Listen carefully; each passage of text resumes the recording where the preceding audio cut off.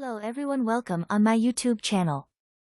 Today topic is anxiety disorder and its types.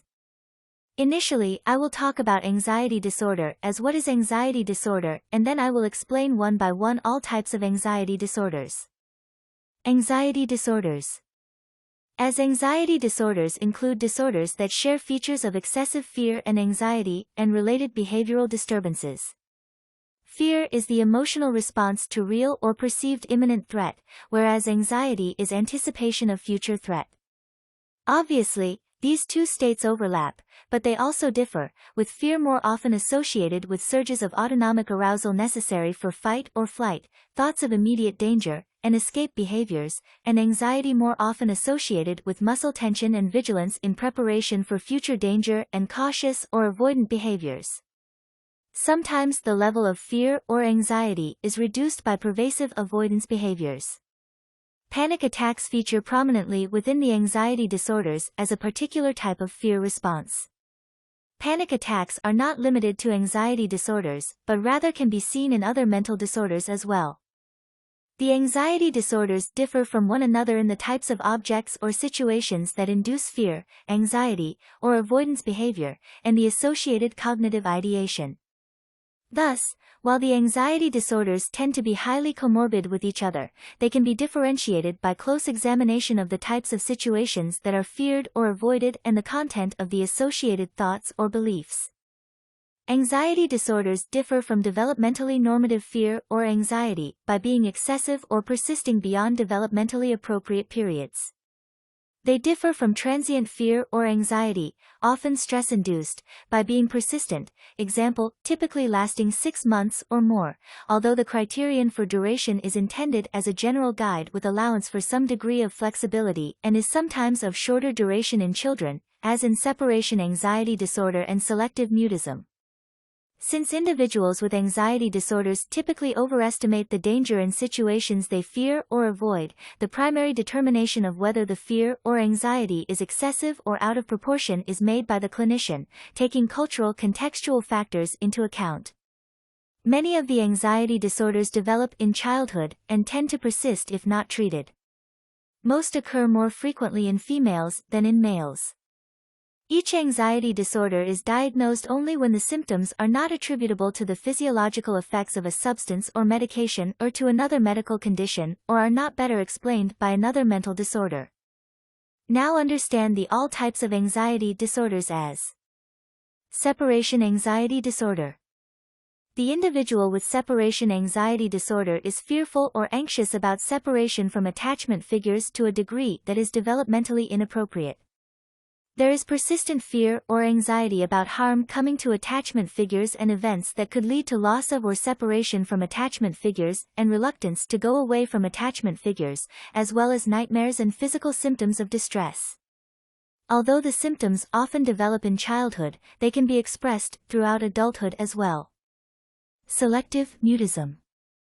Selective mutism is characterized by a consistent failure to speak in social situations in which there is an expectation to speak, example, school, even though the individual speaks in other situations.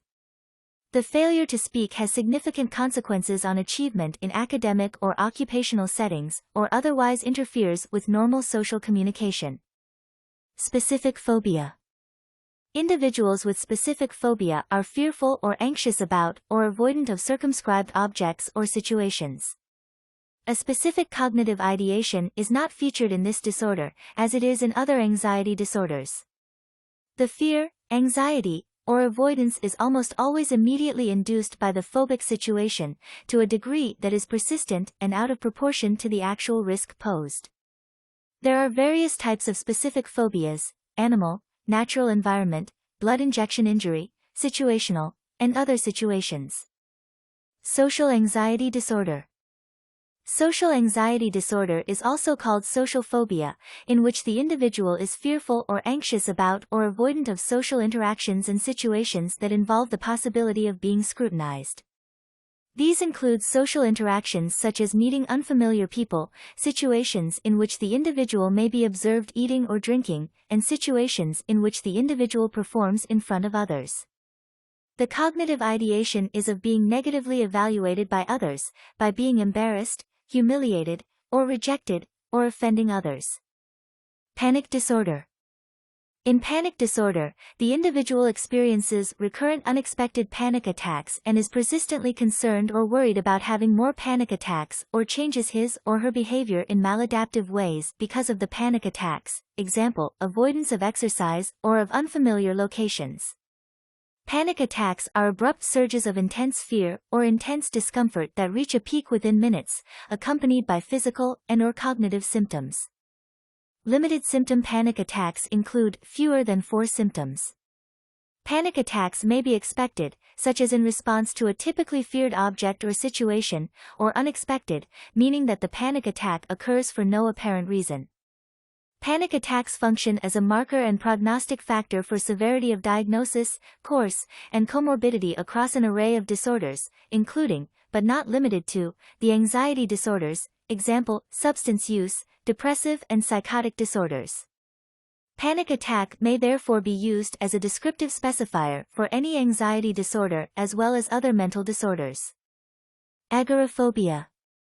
Individuals with agoraphobia are fearful and anxious about 2 or more of the following situations: using public transportation, being in open spaces, being in enclosed places, standing in line or being in a crowd, or being outside of the home alone in other situations. The individual fears these situations because of thoughts that escape might be difficult or help might not be available in the event of developing panic-like symptoms or other incapacitating or embarrassing symptoms.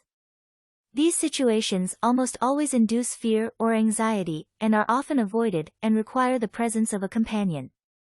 Generalized anxiety disorder. The generalized anxiety disorder are persistent and excessive anxiety and worry about various domains, including work and school performance, that the individual finds difficult to control. In addition, the individual experiences physical symptoms, including restlessness or feeling keyed up or on edge, being easily fatigued, difficulty concentrating or mind going blank, irritability, muscle tension, and sleep disturbance. Substance or medication-induced anxiety disorder. Substance or medication-induced anxiety disorder involves anxiety due to substance intoxication or withdrawal or to a medication treatment. In anxiety disorder due to another medical condition, anxiety symptoms are the physiological consequence of another medical condition.